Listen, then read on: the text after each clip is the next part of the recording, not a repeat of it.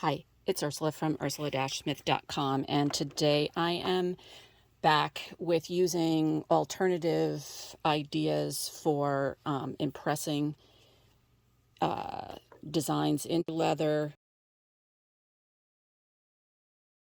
And in this case, I'm using an impression die that's typically used with a hydraulic press and metal.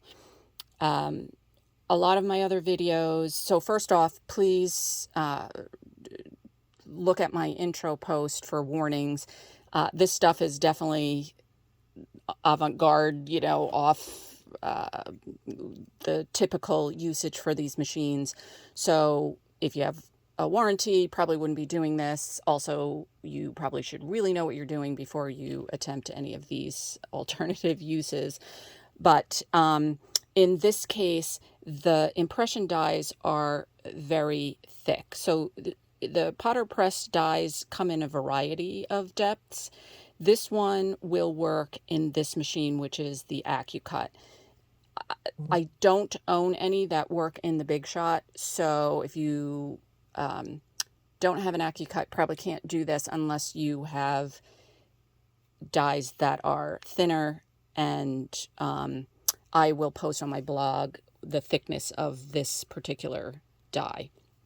But in any event, for cutting, you can use your Big Shot, and this is the sandwich that I use. It's so I'm using movers and shakers that are just a bunch of circles, and movers and shakers are magnetic, so I have the magnetic tray that it fits in, the leather on top, and then 2 cutting mats. This one is the Accucut that I've talked about in my blog post that I cut down. You could use just regular, you don't have to have the cut down ones. You can use regular ones, 1 on top, 1 on bottom. I just do 2 on top. It's just easier. And then if you have other steel ruled dies in different shapes, you could use that as well. So in this case, I am using a piece of leather, and you know what? It's dried out a little bit, so I'm just going to spritz one more time while I'm talking. You want your leather damp but not soaking wet.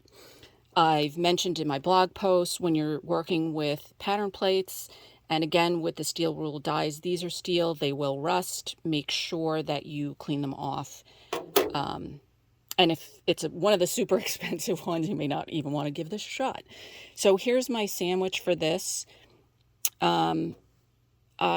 It's the impression die, the leather. Try and line this up as best I can, and then I just take, this is just craft foam. I felt like I needed a little bit of extra cushion to press the leather into the die, and so then I put that on top, and then my typical embossing rubber. Hopefully I did not move that. And then in this case, the cutting mats were too thick to roll it through the machine. Again, this should be a little stiff and tight to roll through, but not, you shouldn't force it. And so in this case, I'm just using one of the Mylar shims and a bunch of pieces of paper. I put that on top, and then I roll the whole thing through. And then I usually roll it back, hopefully not moving. I know I moved my camera. And then that is the result. Focus. There we go.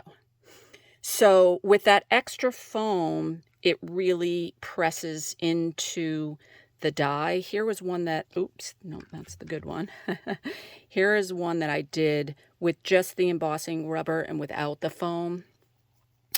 You might be able to use something else like that people typically use for hydraulic presses.